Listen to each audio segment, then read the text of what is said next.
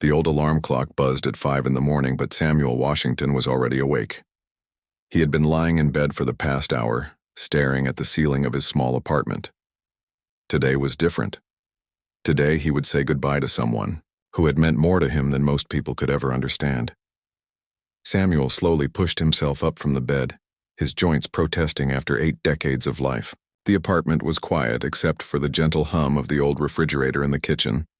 Sunlight was just beginning to peek through the thin curtains, casting long shadows across the worn carpet. He walked to his dresser and carefully pulled out his only good suit. The black fabric was faded in places and the edges were beginning to fray, but it was clean and pressed. Samuel had spent an hour the night before making sure every wrinkle was gone. He held the suit up to the light, remembering when he had bought it 20 years ago for his wife's funeral. Back then, it had been his pride and joy. Now, it was simply all he had. As he dressed, Samuel's fingers trembled slightly while buttoning his white shirt. Age had made many simple tasks more difficult, but he refused to let that stop him. On the dresser sat a small wooden box that he opened with reverent care. Inside were his military pins and medals from the Korean War. Each one told a story of courage, sacrifice, and brotherhood that most people would never truly understand. Samuel picked up each pin and placed it carefully on his jacket lapel, the Bronze Star, the Purple Heart, the Combat Infantry Badge. His fingers lingered on each one as memories flooded back. Young faces of soldiers who never made it home, the sound of gunfire echoing across frozen hills, the weight of responsibility that came with every decision in battle. But today wasn't about his own service. Today was about honoring someone else.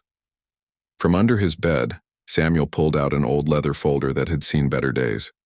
The corners were worn smooth from years of handling, and the leather had darkened with age. Inside this folder was his most precious possession, not money or jewelry, but something far more valuable. Photographs and letters that told the story of an unlikely friendship, forged in the heat of war. Samuel opened the folder and smiled at the first photograph. 2 young soldiers stood side by side, their arms around each other's shoulders. One was a tall, lanky white officer with kind eyes and a gentle smile. The other was Samuel himself, 50 years younger, his face serious but his eyes full of life.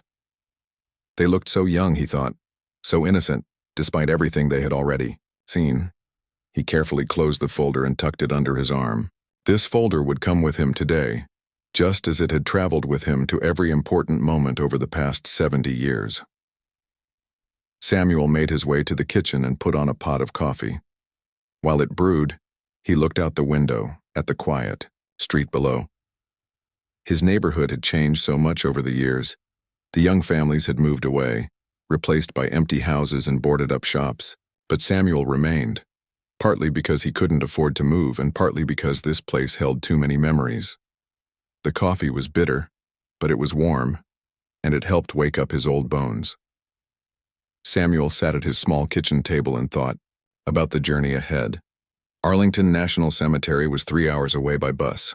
He had calculated the exact route the night before, making sure he would arrive with plenty of time before the funeral began. At 7 o'clock, Samuel finished his coffee and gathered his things. He put on his worn black coat and picked up his walking cane, a simple wooden stick that had belonged to his father. The leather folder went into a plastic bag to protect it from the weather. He looked around his apartment one more time, making sure everything was in order, then locked the door behind him. The morning air was crisp as Samuel walked slowly down the street toward the bus stop. Each step was deliberate and careful. His cane tapped against the sidewalk in a steady rhythm that had become the soundtrack to his daily walks. Other early morning commuters hurried past him, lost in their phones or rushing to catch their rides. No one paid attention to the old man walking alone. At the bus stop, Samuel sat on the metal bench and watched the traffic go by. Expensive cars, filled with people in business suits headed toward the city center. These people lived in a different world than Samuel, a world of boardrooms and important meetings, of money and influence. But today, Samuel was traveling to the same place they were, to honor the same man they would honor. The bus arrived 15 minutes later, its brakes hissing as it came to a stop. Samuel climbed aboard slowly, showing his senior citizen bus pass to the driver. The bus was mostly empty except for a few other elderly passengers and some workers heading to early shifts. Samuel found a seat near the window and settled in for the long ride ahead. As the bus pulled away from his neighborhood, Samuel watched familiar streets disappear behind him. Soon, they were on the highway, and the city gave way to suburbs and then to rolling countryside. Samuel pressed his face to the window and watched the world go by. The autumn leaves were just beginning to change colors, painting the landscape in shades of gold and red. During the long ride, Samuel's mind wandered back to the first time he had met General Hayes. It was 1951, and Samuel was a young private, stationed in Korea. The war was brutal, and every day brought new challenges and dangers. Then one day, a new lieutenant arrived at their base, a young white officer from the South who treated Samuel with respect and dignity when others did not. Lieutenant Hayes was different. He didn't see color when he looked at his soldiers. He saw people. He saw courage. He saw the content of a man's character, not the color of his skin. In a time when segregation was still the law in many parts of America, this young officer stood out like a beacon of hope. Samuel smiled as he remembered their first real conversation. Lieutenant Hayes had asked Samuel about his family, his dreams, his plans for after the war. They talked about books they had read, places they wanted to visit, and the kind of world they hoped their children would inherit. It was the beginning of a friendship that would last 70 years. The bus made several stops along the way, picking up and dropping off passengers. Samuel barely noticed. He was lost in his memories, reliving moments that had shaped his entire life. The folder on his lap seemed to grow heavier with each mile, weighted down by the importance of the mission ahead. As they got closer to Arlington, Samuel's heart began to beat faster. He had been to the cemetery many times over the years, paying respects to fallen comrades and friends. But today felt different. Today he was saying goodbye to someone who had been like a brother to him. The bus finally reached the stop nearest to Arlington National Cemetery. Samuel gathered his things and made his way carefully down the bus steps. The driver waited patiently, offering a kind word as Samuel stepped onto the sidewalk. Standing at the entrance to the cemetery, Samuel took a deep breath and began the slow walk toward the funeral site. His cane tapped steadily against the pavement as he made his way through the sacred grounds, past thousands of white headstones that marked the resting places of America's heroes. Today, Samuel would honor one more hero. Today, he would say goodbye to his friend. Samuel walked slowly through the gates of Arlington National Cemetery, his worn shoes making soft sounds against the paved pathway. The morning sun was getting stronger now, warming his face as he made his way toward the funeral site. He could see cars in the distance, expensive black vehicles lined up like soldiers in formation, limousines, town cars, and military vehicles with small flags fluttering in the breeze. As he got closer, Samuel could see people gathering around a tent that had been set up near the gravesite. Even from far away, he could tell these were important people. Their clothes looked expensive and perfectly fitted. Military uniforms with rows of ribbons and medals caught the sunlight. Women wore elegant black dresses and men stood in groups talking in quiet voices. Samuel paused for a moment and looked down at his own appearance. His old suit suddenly felt even more worn than before. The fabric that had seemed acceptable in his apartment mirror now looked shabby compared to what he saw ahead, but he straightened his shoulders and continued walking. He had every right to be here. More right than most of these people, he thought to himself. The leather folder under his arm felt like it weighed 100 pounds. Inside were the proof of his connection to General Hayes, the photographs and letters that told their story. But looking at the crowd ahead, Samuel wondered if anyone would even believe him. As he approached the outer edge of the gathering, Samuel noticed how the other mourners looked at him. Some glanced his way with curious expressions as if trying to figure out who he was and why he was there. Others seemed to look right through him, as if he was invisible. A few whispered to each other, and Samuel caught fragments of their conversations. Who? Is that old man? Does he belong here? Security should check on him. Samuel kept walking, his cane tapping steadily against the ground. He had faced much worse than curious looks and whispered comments. During his time in the military, he had dealt with people who questioned his right to wear the uniform, who doubted his courage, who thought he didn't belong. But he had proven them wrong then, and he would prove them wrong now. A man in a dark suit with a small earpiece approached Samuel. The man's badge identified him as cemetery security, and his expression was polite but firm. He walked with the confident stride of someone used to dealing with difficult situations. "Excuse me, sir," the security guard said, stepping into Samuel's path. "Can I help you with something today?" Samuel stopped and looked up at the younger man. "I'm here for General Hayes's funeral," he said simply, his voice steady despite the nervousness he felt inside. The security guard looked Samuel up and down, taking in his worn suit, his simple cane, and his aged appearance. "Are you family, sir? Or perhaps a fellow veteran?" "I served with the general in Korea," Samuel replied, shifting his leather folder to his other arm. "We were friends for many years." The guard's expression remained skeptical. He had probably dealt with confused elderly people before, Samuel realized. People who showed up at the wrong place or got mixed up about events. The guard's training had taught him to be kind but cautious. "I see, sir. Do you have an invitation to the service? This is a private ceremony for family and close associates." Samuel felt his heart sink a little.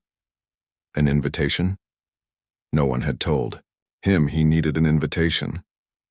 "No, I don't have a written invitation, but General Hayes would have wanted me here. We were close friends."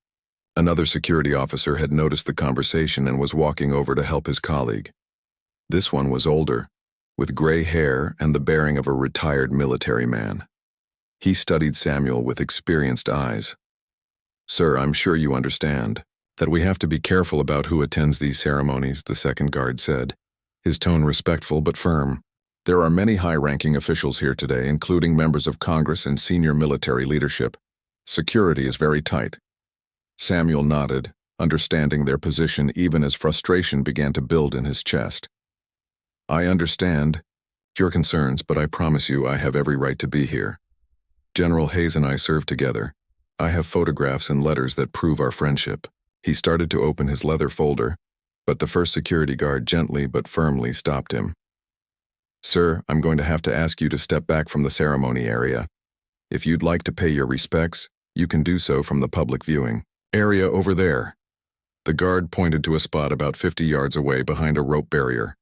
From there, Samuel would barely be able to see the ceremony, much less participate in it. The distance felt like an ocean separating him from his final chance to honor his friend. "Please," Samuel said, his voice carrying decades of dignity and quiet strength. "Just let me show you the photographs. You'll see that I'm telling the truth." But the guards had made up their minds. They saw an elderly black man in old clothes carrying a worn folder, claiming to be friends with a 3-star general. It probably sounded like the confused ramblings of someone who didn't belong. "I'm sorry, sir, but I'm going to have to insist that you move to the public area," the first guard said, taking a step closer to Samuel. "We don't want to have to escort you off the grounds." Samuel felt something break inside his chest. Not anger exactly, but a deep sadness that was familiar and painful. It was the same feeling he had experienced so many times before, during his youth in the segregated South, during his military service when his heroism was overlooked, during the civil rights era when he had marched for equality. The feeling of being judged not by who he was or what he had done, but by what he looked like. But Samuel Washington had not lived through 8 decades to be broken by assumptions and prejudice. He had faced enemy fire in Korea, had survived poverty and discrimination, had buried his wife and many of his friends. He would not be defeated by 2 security guards who couldn't see past his appearance. "I'll move to where you asked," Samuel said quietly, his voice carrying a dignity that made both guards pause. "But you're making a mistake. General Hayes would not be happy to know that his friend was turned away from his funeral."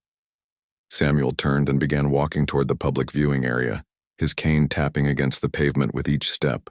Behind him, he could hear the guards talking in low voices, probably discussing whether they had handled the situation correctly. The public viewing area was nearly empty except for a few other people who had come to pay their respects from a distance. Samuel found a spot at the rope barrier and stood quietly, watching the ceremony preparations continue in the distance. From here, the important mourners looked like small figures in black, moving around the gravesite like pieces on a chessboard. Samuel opened his leather folder and looked at the photographs inside. The young faces of himself and Lieutenant Hayes smiled back at him from across the decades. In the pictures, they looked like brothers, two soldiers who had faced death together and emerged with a bond that transcended race, rank, and social status. He wondered what General Hayes would think if he could see what was happening now. Would he be angry that his friend was being kept away, or would he understand that this was just the way the world still worked, even after all these years of progress? Samuel closed the folder and looked back toward the ceremony. He could see the flag-draped coffin now, surrounded by honor guards in their dress uniforms. Somewhere in that crowd of important people were politicians, generals, and business leaders who had known General Hayes in his later years. They had known him as a successful, decorated officer, but Samuel had known him as a young lieutenant who cared more about doing what was right than about following what was expected. The old man stood at the barrier, holding his folder close to his chest, watching from a distance as they prepared to bury his friend. He had come so far to be here, had traveled for hours on a bus, had worn his best clothes and brought his most precious possessions. But now he stood alone behind a rope, invisible to the people who were supposed to be honoring the same man he had come to honor. Samuel took a deep breath and straightened his shoulders. He would stay here for the entire ceremony, watching from afar, saying his own prayers and sharing his own memories. No one could take away his right to grieve, even if they could keep him from participating in the official farewell. The morning sun continued to climb higher in the sky, and Samuel Washington waited patiently for his chance to say goodbye to his friend, even if he had to do it from behind a rope barrier, even if no one would ever know he was there. General Patricia Morrison stood near the flag-draped coffin, her four-star uniform crisp and commanding in the morning sunlight. At 58 years old, she was one of the highest-ranking officers in the United States Army, a woman who had broken through barriers and earned her position through decades of dedicated service. She had known General Hayes for over 20 years, had served under him early in her career and respected him as both a leader and a mentor. But something was bothering her this morning. Something felt off about the whole ceremony, though she couldn't quite put her finger on what it was. General Morrison had arrived early, as was her habit. She believed in being prepared, in observing everything around her, in understanding the full picture before making any decisions. It was this attention to detail that had made her such an effective leader throughout her military career. As she stood reviewing the ceremony program, she noticed a commotion near the outer edge of the gathering. Two security guards were talking to an elderly black man in an old suit. The conversation seemed polite enough from a distance, but something about the body language of all three men caught her attention. The old man stood straight despite his age, leaning slightly on a walking cane. There was something about the way he carried himself that reminded General Morrison of the career soldiers she had known throughout her life. It wasn't just his posture, though that was certainly military straight. It was something deeper, a quiet dignity that came from facing difficult situations with honor and courage. General Morrison watched as the security guards gestured toward a distant viewing area, and the old man nodded and began walking away. But there was something in his slow, measured steps that made her continue watching. He didn't shuffle or hurry. He didn't argue or cause a scene. He simply walked with the same dignity he had shown throughout the entire interaction. Most of the other mourners had barely noticed the exchange. They were busy greeting each other, sharing memories of General Hayes, and preparing for the ceremony to begin. Politicians shook hands with military officers. Business leaders exchanged business cards even at a funeral. Everyone seemed focused on their own importance and their own connections, but General Morrison had spent her entire career learning to read people and situations. She had commanded troops in combat zones where the ability to quickly assess character could mean the difference between life and death. And something about this elderly man didn't fit with the security guard's obvious assumption that he was confused or didn't belong.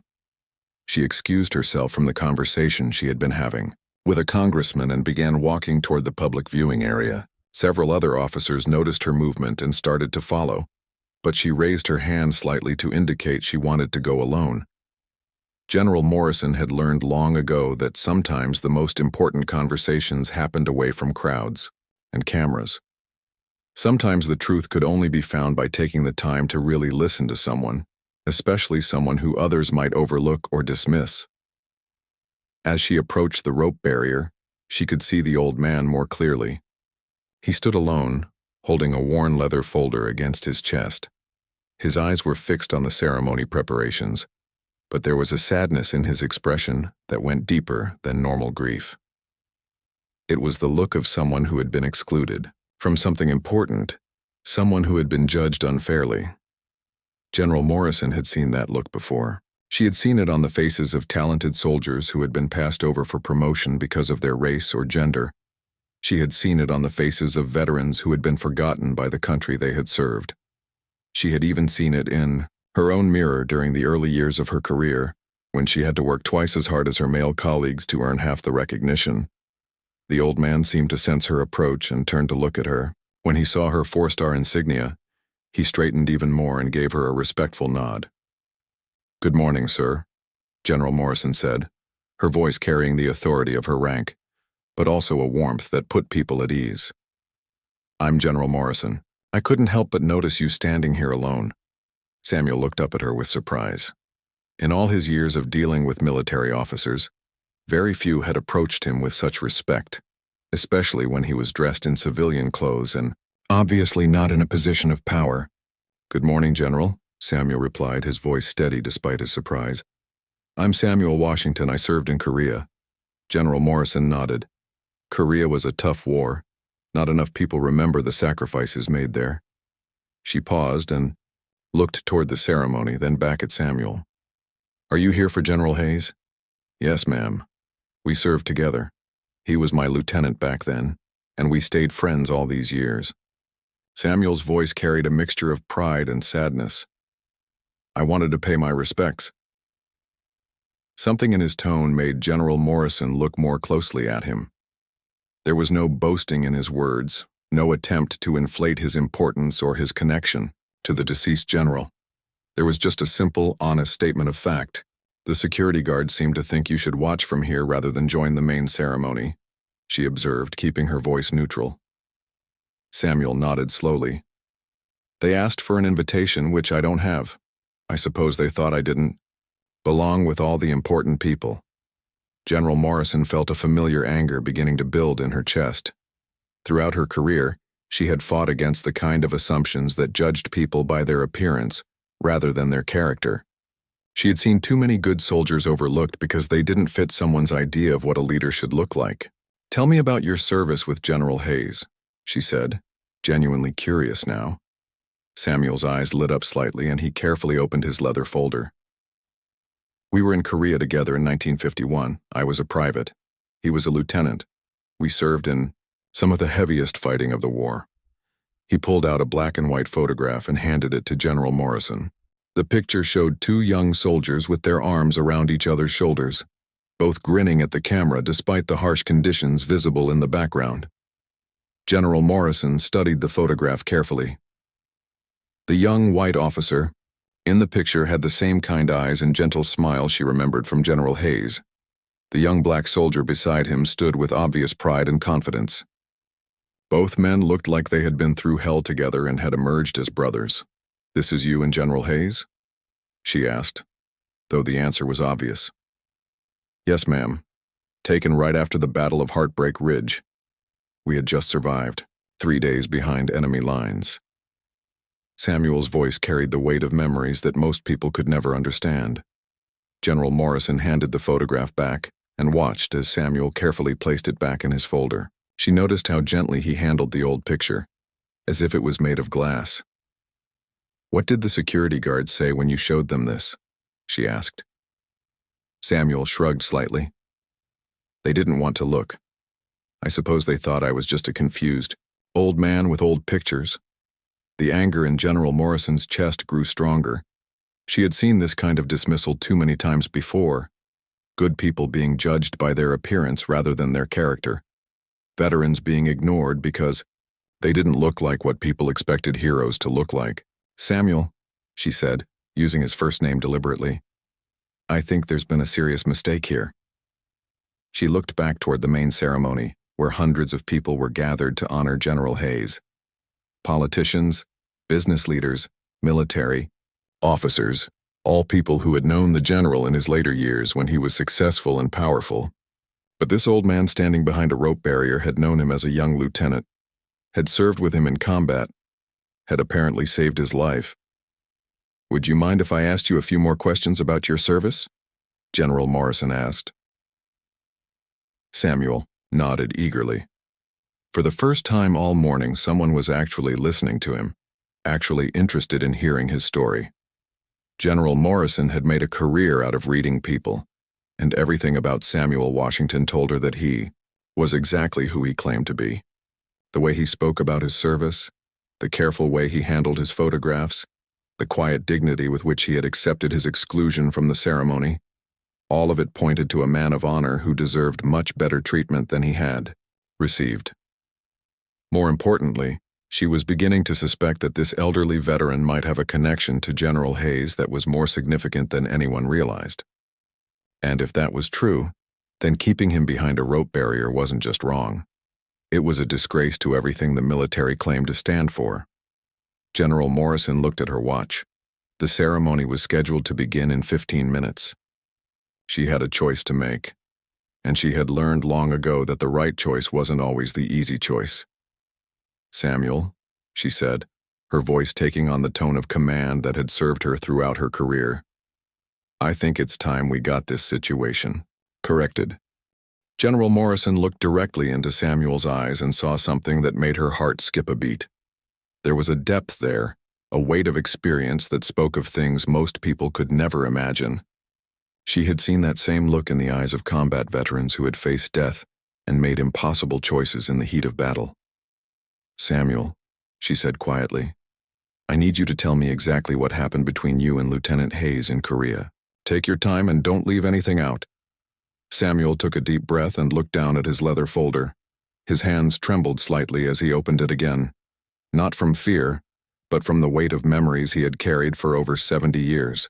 "It was October 1951, Samuel began, his voice steady despite the emotion behind it.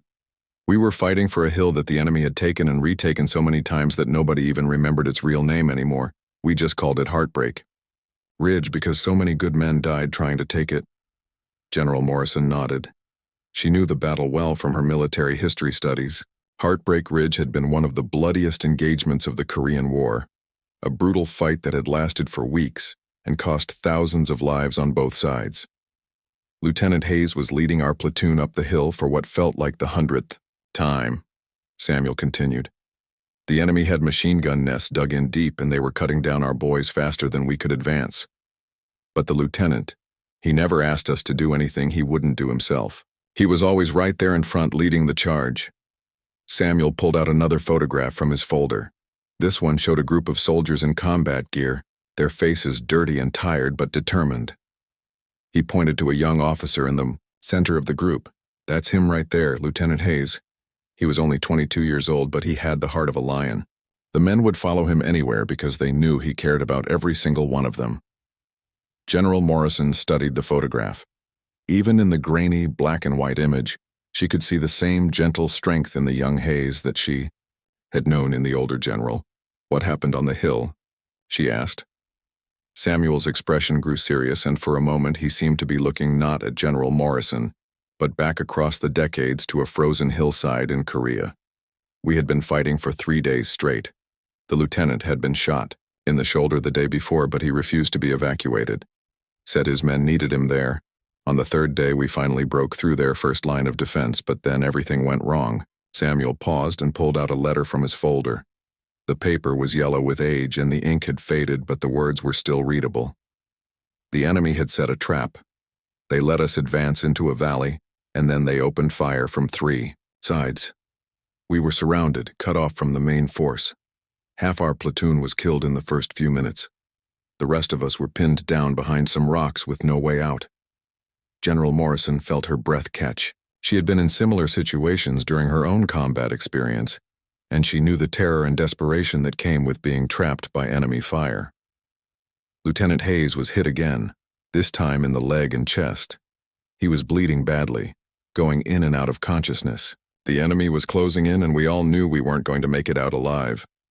Samuel looked up at General Morrison, and she could see tears beginning to form in his old eyes. The other men were looking to me for leadership, because I was the senior enlisted man left. They wanted to surrender, thought maybe the enemy would take us as prisoners instead of killing us, but I knew better. I had seen what they did to prisoners, especially to black soldiers like me. He held up the letter in his hands. This is what Lieutenant Hayes wrote to me 10 years later, when he was a captain. He remembered every detail of what happened next, even though he was barely conscious at the time. General Morrison took the letter and read it carefully. The handwriting was neat and precise, the words of an officer who had never forgotten a debt of honor. The letter described how Samuel had made the decision to fight rather than surrender, how he had organized the remaining soldiers into a defensive position, how he had carried the wounded Lieutenant Hayes on his back while directing covering fire, how he had found a cave where they could hide and tend to their wounds. You carried him to safety? General Morrison asked, though she had already read the answer in the letter. For 2 miles through enemy territory, Samuel replied. The lieutenant was unconscious most of the time, burning up with fever from his wounds. The other men who were still alive helped as much as they could, but most of them were wounded too. Samuel pulled out another document from his folder. This one was an official military report, typed on Army letterhead and signed by several officers. We hid in that cave for 3 days, Samuel continued. The enemy was searching for us, but I knew those hills pretty well by then. I had grown up hunting in mountains back home, so I knew how to move quietly, how to find water, how to keep us hidden. General Morrison read the military report. It described how a rescue patrol had found the survivors after receiving a radio signal from their position. It detailed how Private Samuel Washington had kept Lieutenant Hayes alive through expert field medical care and constant vigilance. It recommended Samuel for the Bronze Star for his heroic actions. Lieutenant Hayes was delirious for most of those 3 days, Samuel said. He kept talking about his family back home, about his dreams for after the war. I sat with him the whole time, keeping him warm, giving him water when I could find it, making sure his wounds stayed clean. The old man's voice grew softer as he continued. On the second night, when we thought the enemy had found our cave, the lieutenant grabbed my hand. He looked right at me and said, Samuel, if we don't make it out of here, I want you to know that you're the bravest man I've ever served with. Color doesn't matter up here. Only courage matters. General Morrison felt a chill run down her spine. Those words sounded exactly like something the General Hayes she had known would say. Throughout his career, he had been known for treating all soldiers with equal respect and dignity, regardless of their race or background. The rescue patrol found us on the 4th day, Samuel said. By then the lieutenant was stable, but he was still very weak. As they were loading him onto a stretcher, he made them promise to put me in for a medal. He said he owed me his life. Samuel pulled out one final document from his folder. It was his Bronze Star citation, signed by the commanding general and, dated 6 months after the battle. General Morrison read the citation carefully. It described in formal military language the same heroic actions that Samuel had just told her about. It praised his courage, his leadership, and his devotion to duty under the most extreme circumstances. But what struck General Morrison most was not the official language of the citation. It was the personal note written in the margin in Lieutenant Hayes's handwriting. This man saved my life and the lives of 4 other soldiers. He is a true American hero. R. Hayes, 1st Leda. Did you stay in touch with General Hayes after the war? General Morrison asked. Samuel nodded and smiled for the first time since she had approached him. He wrote to me every Christmas for 70 years. When I got married, he sent a wedding gift. When my wife died, he sent flowers. When I had trouble finding work because of my color, he wrote letters of recommendation. When my grandson wanted to join the Army, General Hayes personally made sure he got into officer candidate school. Samuel pulled out a small stack of Christmas cards from his folder. They were from different years, but all signed with the same neat handwriting. To my brother in arms with gratitude and respect, Robert Hayes. General Morrison felt her throat tighten with emotion. Here was a friendship that had lasted 7 decades, built on mutual respect and forged in the crucible of war. And this morning, security guards had dismissed Samuel as a confused old man who didn't belong at his friend's funeral. "Samuel," she said, her voice thick with emotion, "General Hayes was lucky to have a friend like you." The old man smiled and carefully placed all his documents back in the leather folder. "No, General. I was the lucky one. Lieutenant Hayes taught me that a man's worth isn't measured by the color of his skin or the money in his pocket. It's measured by how he treats other people and what he's willing to sacrifice for what's right." General Morrison looked back toward the main ceremony, where hundreds of people were gathering to honor General Hayes. None of them knew the story she had just heard. None of them understood that the real hero of the day was standing behind a rope barrier, excluded from the very ceremony that should have honored him above all others. She made her decision in that moment. As the highest-ranking officer present, she had the authority to change everything that was about to happen, and she was going to use that authority to make sure that Samuel Washington received the recognition and respect he deserved. "Samuel," she said, her voice taking on the tone of command, "would you do me the honor of being my personal guest at this ceremony?" Samuel looked at General Morrison with wide eyes, hardly believing what he had just heard. After being turned away and made to stand behind a rope barrier, the highest-ranking officer at the funeral was personally inviting him to join the ceremony. "General, I don't want to cause any trouble," Samuel said quietly, his voice filled with both hope and uncertainty. "Those security guards were just doing their job." General Morrison's expression hardened with determination. Throughout her career, she had learned that sometimes doing the right thing meant being willing to ruffle feathers and challenge the status quo. This was one of those moments. "Samuel, the only trouble here is that we almost let the most important person at this funeral stand alone behind a rope barrier," she said firmly. "That's not going to happen on my watch."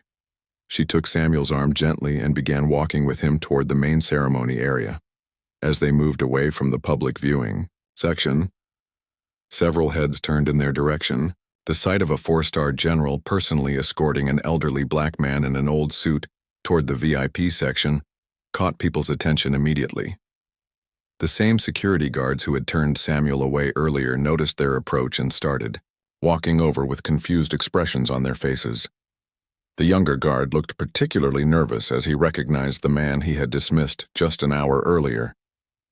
"General Morrison," the senior security guard said as they approached, "is there something we can help you with?" General Morrison stopped walking and turned to face both guards. Her voice carried the full weight of her authority when she spoke. "Yes, there is. This is Samuel Washington, a decorated veteran who served with General Hayes in Korea. He should have been seated in the front row from the beginning, not standing behind a barrier like a spectator." The security guards exchanged glances, clearly realizing they had made a serious mistake. The younger guard looked like he wanted to disappear into the ground. "General, we had no way of knowing," the senior guard began, but General Morrison cut him off with a raised hand. "That's exactly the problem," she said. "You made assumptions based on how someone looked rather than taking the time to listen to what they had to say. That's not how we honor our veterans, and it's certainly not how we honor the memory of General Hayes." Samuel watched this exchange with amazement. In all his years of dealing with discrimination and dismissal, he had never seen someone with real power stand up for him so forcefully and publicly. General Morrison turned back to Samuel. "Come with me. There are some people you need to meet, and there's a story that needs to be told." As they walked toward the gathering, conversations began to quiet down. People noticed the 4-star general walking with the elderly man they had seen earlier, and word began to spread quickly through the crowd. Politicians, military officers, and other dignitaries watched with curiosity as General Morrison led Samuel directly toward the front rows of chairs. Near the flag-draped coffin, a group of people in expensive black clothing turned to watch their approach. These were General Hayes's family members, his adult children, his grandchildren, and his surviving siblings. They had been greeting other mourners and accepting condolences, but now they stopped to see what was happening. General Morrison approached. Hayes's eldest son, a distinguished-looking man in his 50s who bore a strong resemblance to his father. "Richard," General Morrison said, using the son's first name as she had known the family for years, "I'd like you to meet someone very special. This is Samuel Washington. He served with your father in Korea and saved his life during the war." "Richard?" Hayes looked at Samuel with surprise and growing interest. Like most children of military families, he had heard many stories about his father's service, but some of the details had been lost over the years. "Mr. Washington," Richard said, extending his hand with genuine warmth. "It's an honor to meet you. My father spoke of his time in Korea often, but I'm ashamed to say I don't remember hearing your name specifically." Samuel shook the younger man's hand and smiled. "Your father was a private man about some things. He never liked to talk about the war in ways that made him sound like a hero, but he was the bravest man I ever served with." General Morrison gestured toward the chairs at the front of the ceremony area. "I think Samuel should be seated with the family for the service. He has more right to be here than most of us." Richard Hayes immediately agreed, and within moments Samuel found himself being led to a seat in the front row, right next to General Hayes's children and grandchildren. The transformation from excluded spectator to honored guest happened so quickly that Samuel felt dizzy. As they sat down, Hayes' daughter leaned over to Samuel. "Mr. Washington, would you mind telling us about your service with our father? We'd love to hear your memories of him." Samuel opened his leather folder once again and carefully pulled out the old photograph of himself and Lieutenant Hayes. As Hayes's family members passed the picture around, their eyes filled with tears of recognition and joy. "Your father saved my life in more ways than one," Samuel began. "Not just during the war, but for the rest of my life. He showed me that there were good people in this world who cared more about character than color." General Morrison stood up and walked to the small podium that had been set up for the ceremony. The crowd of several hundred people gradually quieted as they realized she was about to speak. "Before we begin our formal ceremony today," General Morrison announced, her voice carrying clearly across the cemetery, "I want to share something that I believe General Hayes would have wanted everyone to know." She gestured toward Samuel, who was sitting in the front row looking somewhat overwhelmed by all the attention. "This morning, a man came to honor General Hayes, and our security team nearly turned him away because they didn't think he belonged here. That man is Samuel Washington, a Korean War veteran who served with Lieutenant Hayes and saved his life in combat." A murmur went through the crowd as people began to understand what had almost happened. Samuel carried the wounded Lieutenant Hayes for 2 miles through enemy territory, kept him alive for 3 days in a cave while surrounded by enemy forces, and ensured that he made it home to his family. Without Samuel's courage and dedication, we would not be here today honoring General Hayes, because General Hayes would not have lived to become the leader we all admired. The crowd was completely silent now, hanging on every word. "But more than that," General Morrison continued, "Samuel and General Hayes maintained a friendship for 70 years. Through letters, visits, and mutual support, they showed that the bonds forged in service to our country transcend every barrier that society tries to put between us." General Morrison looked directly at Samuel. "Samuel, would you do us the honor of sharing a few words about your friend?" Samuel stood up slowly, his legs shaking slightly from both age and emotion. He had never spoken to such a large crowd before, but as he looked at all the faces turned toward him, he felt the same courage that had carried him through combat so many years ago. "General Hayes was my friend," Samuel said simply, his voice carrying clearly in the quiet cemetery. "He taught me that friendship doesn't see color, that courage comes in all shapes and sizes, and that a man's worth is measured by how he treats other people when nobody important is watching." Samuel paused and looked at the flag-draped coffin. He was a good man, a brave soldier, and a loyal friend. "I'm honored that I could be here today to say goodbye." As Samuel sat back down, the crowd erupted in spontaneous applause. People were wiping tears from their eyes, and many of the military officers present were saluting. The formal ceremony continued, but it had been transformed from a routine military funeral into something much more powerful. Speaker after speaker referenced Samuel's story, talking about how it embodied the values that General Hayes had lived by throughout his life. When the time came to present the flag to General Hayes's family, they insisted that Samuel be the one to receive it. As the honor guard handed him the carefully folded flag, Samuel held it close to his chest and whispered a quiet prayer for his friend. After the ceremony ended, people lined up to shake Samuel's hand and thank him for his service. Politicians, who had never noticed him before, wanted to take pictures with him. Military officers saluted him with genuine respect. But the moment that meant the most to Samuel came when General Hayes's grandson, a young Army lieutenant, approached him with tears in his eyes. "Mr. Washington," the young man said, "I want to thank you for saving my grandfather's life. Without you, none of us would be here today." Samuel smiled and put his hand on the young officer's shoulder. "Your grandfather would be proud of the man you've become. Make sure you remember his lessons about treating all people with dignity and respect." As the crowd began to disperse, General Morrison walked over to Samuel one final time. "Samuel, I owe you an apology. You should never have been treated the way you were this morning." Samuel shook his head. "General, you did something that most people wouldn't have done. You took the time to listen, and you had the courage to make things right. That's real leadership." As Samuel prepared to leave the cemetery, he looked back one more time at his friend's grave. The morning had started with him being turned away and made to feel like he didn't belong.